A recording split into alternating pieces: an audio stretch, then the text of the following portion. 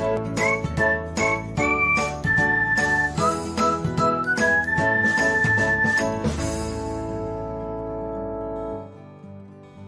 everyone, welcome back to another episode of Technologyglance.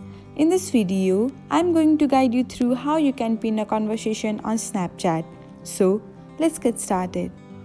Watch till the end and don't forget to subscribe to Technologyglance by hitting the subscribe button and press the bell icon so that you'll never miss another update. Without further ado, let's get started. First of all, open the Snapchat app on your device. Now, tap on your profile icon. After that, select the My Friends option. Now, long tap on the conversation you want to pin. After that, tap on the chat settings. Now, you will see an option called Pin Conversation. Tap on it, and that's it. The desired conversation has now been pinned.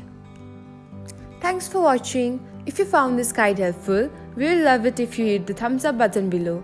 We upload great new tech tutorials like this one every day. So, don't forget to subscribe to our channel and hit the bell icon to get an update as soon as we post a video.